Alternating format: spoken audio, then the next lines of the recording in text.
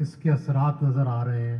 آپ دیکھیں کہ ایسے وقت میں جب چند لوگوں کا اکٹھے ہونا بڑا مشکل ہے تو آپ ادب پر بات کر رہے ہیں, آپ ثقافت پر بات کر رہے ہیں, معاشرت پر بات کر رہے ہیں, سیاست پر بات کر رہے ہیں, اور سب کے ایک کھلے ماحول میں ہو رہا ہے, اور کوئی اس پہ نہ کوئی اختلاف رائے پایا جا رہا ہے. سب لوگ سنتے ہیں اور سن کے اس کو سموتے ہیں.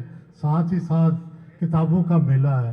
اور دیکھیں سب سے بڑی خوبصورت بات یہ ہے عالمی اردو کانفرنس کی, اور جو 15 کی 15 کانفرنسیں ہوئی ہیں, کہ پنجاب سے لوگ ہیں, سرائکی علاقے سے لوگ ہیں, سندھ سے ہیں, بلوچستان سے ہیں, خیبر پختونخوا سے ہیں, ہر علاقے کے لوگ آئے ہوئے ہیں, اپنا اپنا ادب, اپنی اپنی بات کر رہے ہیں.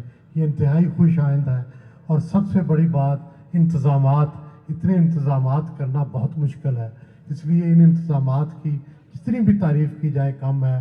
رضاکار ہیں, احمد شاہ صاحب ہیں, دوسرے ہیں, انہوں نے اتنا شاندار اس کو بنایا ہے کہ ایک تو 1 منٹ کی دیر نہیں ہوتی, اور سارے جو مہمان ہیں ان کا خیال رکھا جاتا ہے.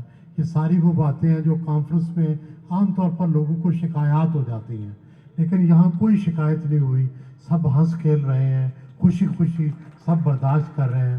اور میں جناب احمد شاہ صاحب کا اور اردو کانفرنس کے ہر منتظم کا شکر گزار ہوں کہ انہوں نے اتنا اچھا ٹیک کیئر کیا, اتنا اچھا انتظام کیا, لوگوں کے شعور کو جلا بخشی, لوگوں کے نظریات کو آپ نے نئی آبیاری کی.